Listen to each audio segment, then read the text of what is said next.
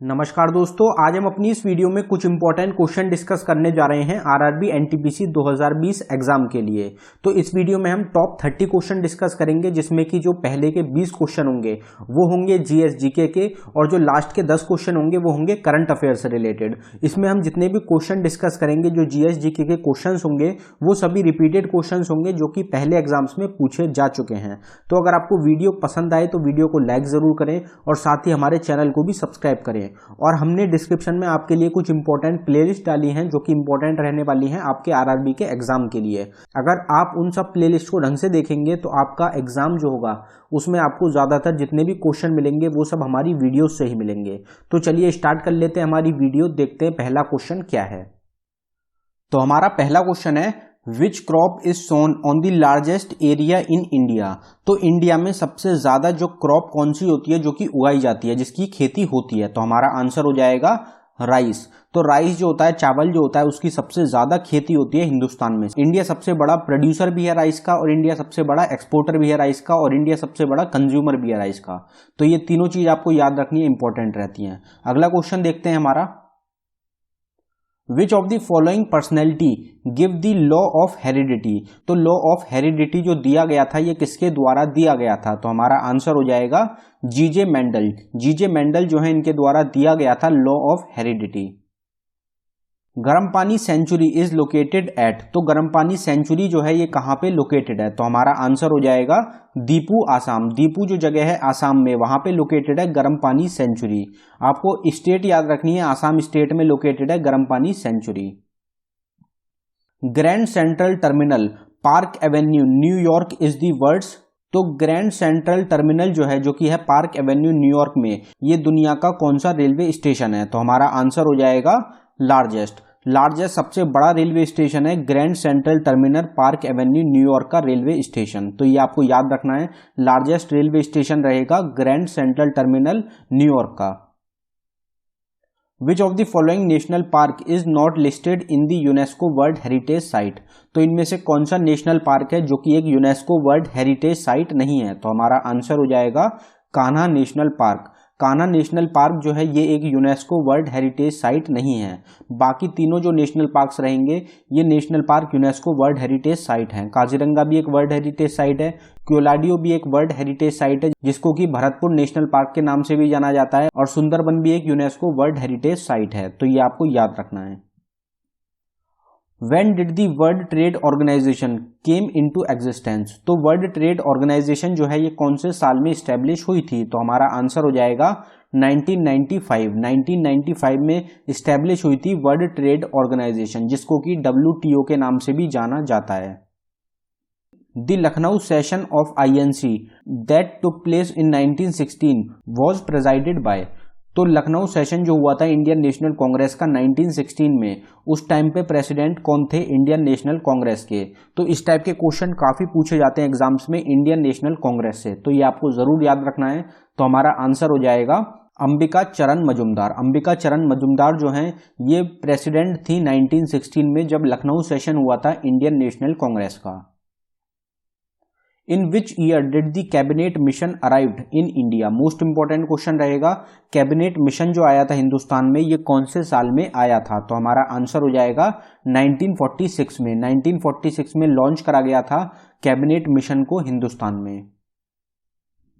Panchayat Raj belongs to. तो पंचायत राज जो होता है ये कौन सी लिस्ट में गिना जाता है। ये क्वेश्चन भी इंपॉर्टेंट क्वेश्चन है एग्जाम के लिए। तो हमारा आंसर हो जाएगा स्टेट लिस्ट। स्टेट लिस्ट में गिना जाता है पंचायत राज को।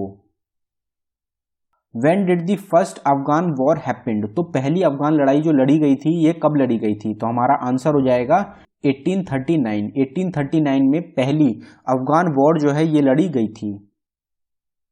Whose creation are हर्ष चरित्र एंड कादम्बरी। तो हर्ष चरित्र और कादम्बरी जो हैं ये दोनों किसकी क्रिएशन है, किसके द्वारा लिखी गई हैं। तो हमारा आंसर हो जाएगा बाना भट्ट। बाना भट्ट जो है इनके द्वारा बुक लिखी गई हैं ये, जिनका नाम रहेगा हर्ष चरित्र और Kadambari. Under which of the following tree Buddha got enlightenment. तो बुद्धा ने जो एनलाइटनमेंट का प्राप्ति करी थी वो कौन सी ट्री के नीचे करी थी। तो हमारा आंसर हो जाएगा फीकस रेलिगोसा। फीकस रेलिगोसा जो होता है इस ट्री के नीचे बुद्धा ने अपनी जो एनलाइटनमेंट है उसकी प्राप्ति करी थी। अगर आपसे सिंपल वर्ड में कहा जाए तो ये होता है बोध ट्री। बोध ट्री जो होता है उसके नीचे एनलाइटमेंट की प्राप्ति करी थी बुद्धा ने। तो क्वेश्चन में आपको फीकस रेलिगोसा भी मिल सकता है, तो ये आपको याद रखना है। World Red Cross and Red Crescent Day are celebrated every year on. तो आपको पता ही होगा, काफी बार हम अपने चैनल पे डिस्कस कर चुके हैं कि वर्ल्ड रेड क्रॉस डे जो होता है ये कब सेलिब्रेट करा जाता है। तो हमारा आंसर हो जाएगा 8 मई। हर साल 8 मई को सेलिब्रेट करा जाता है रेड क्रॉस डे और रेड क्रिसेंट डे को। In which state is the Elephant Falls located. तो एलिफेंट फॉल्स जो है ये कहां पे लोकेटेड है, कौन सी स्टेट में है। तो हमारा आंसर हो जाएगा मेघालय। मेघालय जो स्टेट है वहां पे लोकेटेड है Elephant Falls. Which Indian state has the least literacy rate. तो सबसे कम लिटरेसी रेट जो है ये कौन सी इंडियन स्टेट का है। तो हमारा आंसर हो जाएगा बिहार। तो बिहार जो स्टेट है वहां का सबसे कम लीस्ट लिटरेसी रेट है। और अगर सबसे ज्यादा लिटरेसी रेट की बात करी जाए तो वो रहेगा केरला का। केरला जो स्टेट है उसका सबसे ज्यादा लिटरेसी रेट है और बिहार का सबसे कम लिटरेसी रेट है। SAARC was formed in which year. तो सार्क ऑर्गेनाइजेशन जो है जिसकी फुल फॉर्म रहेगी South Asian Association for Regional Corporation, तो ये कौन से साल में फॉर्म हुआ था। तो हमारा आंसर हो जाएगा 1985 में। 1985 में फॉर्म हुआ था सार्क ऑर्गेनाइजेशन। तो सार्क ऑर्गेनाइजेशन जो है इसकी मेंबर है इंडिया भी, तो ये भी आपको याद रखना है।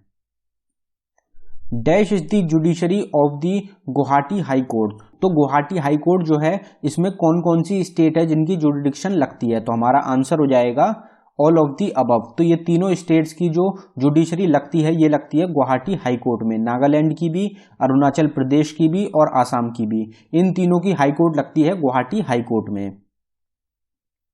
Which of the following is not a member of European union.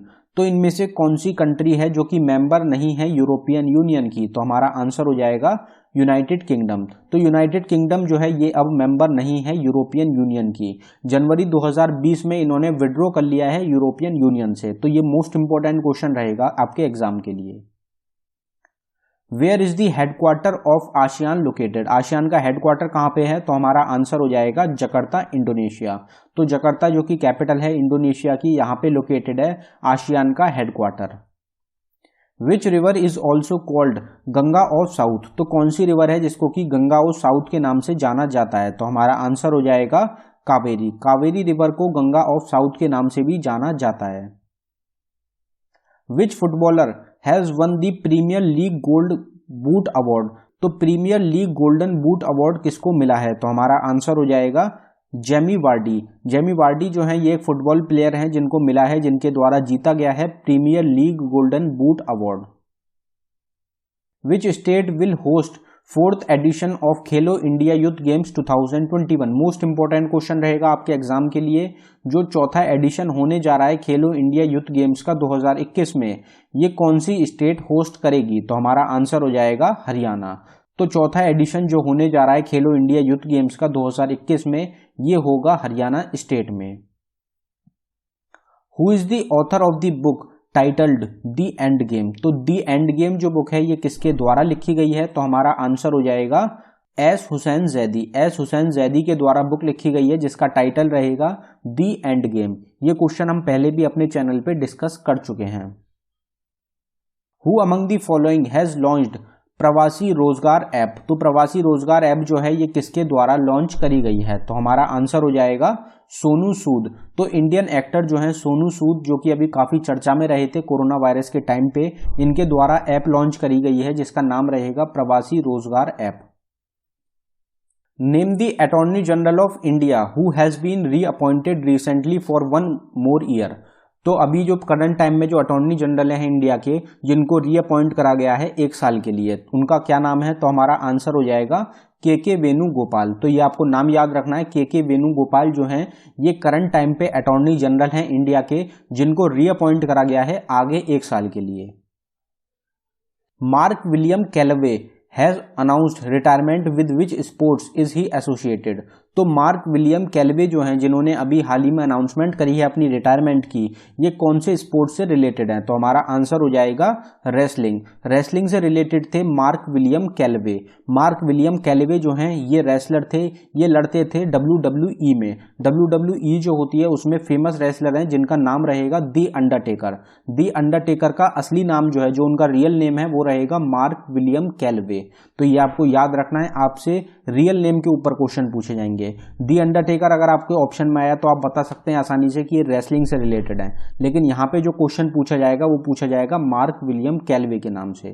तो ये आपको याद रखना है, ये रिलेटेड है रेसलिंग से। रिसेंटली पीएम मोदी इनॉग्रेटेड राष्ट्रीय स्वच्छता केंद्र इन डैश। तो अभी प्रधानमंत्री मोदी के द्वारा इनॉग्रेट करा गया है राष्ट्रीय स्वच्छता केंद्र को कौन सी सिटी में? तो हमारा आंसर हो जाएगा न्यू दिल्ली। तो न्यू दिल्ली में अभी इनॉग्रेट करा गया है प्रधानमंत्री मोदी के द्वारा राष्ट्रीय स्वच्छता केंद्र को। Who among the following awards has been cancelled for 2020 due to COVID-19? तो कोविड-19 कोरोना वायरस की वजह से कौन सा अवार्ड है जो कि कैंसिल करा गया है 2020 में हमारे ऑप्शंस में से? तो हमारा आंसर हो जाएगा रमन मगसेसे अवार्ड। तो रमन मगसेसे अवार्ड 2020 का कैंसिल कर दिया गया है कोविड-19 के चलते हुए। Which national plan to set up a permanent military base in the Indian Ocean? तो कौन सा देश है जो कि प्लानिंग कर रहा है सेटअप करने की, बनाने की एक परमानेंट मिलिट्री बेस को इंडियन ओशन में? तो हमारा आंसर हो जाएगा ईरान। ईरान जो देश है, ईरान जो कंट्री है, ये एक अपना परमानेंट मिलिट्री बेस बनाने की प्लानिंग कर रहा है इंडियन ओशन में। What is the name of Iran new currency? तो ईरान की जो अभी तक करेंसी थी वो थी रियाल। रियाल जो होती थी ये ईरान की करेंसी होती थी। ईरान की जो अब नई करेंसी ईरान के द्वारा लॉन्च करी गई है उसका क्या नाम है? तो हमारा आंसर हो जाएगा टोमान। टोमान जो है ये नई करेंसी लॉन्च करी गई है ईरान के द्वारा। ईरान की पहले करेंसी होती थी रियाल, जिसको बदलकर अब टोमान कर दिया गया है। तो ये आपको जरूर याद रखना है, मोस्ट इंपॉर्टेंट क्वेश्चन रहेगा। तो दोस्तों ये था हमारी वीडियो का आखिरी क्वेश्चन। अगर आपको हमारी वीडियो पसंद आई हो तो वीडियो को लाइक करें, और अगर आपने अभी तक चैनल को सब्सक्राइब नहीं किया है तो आप हमारे चैनल को जरूर सब्सक्राइब करें। धन्यवाद दोस्तों।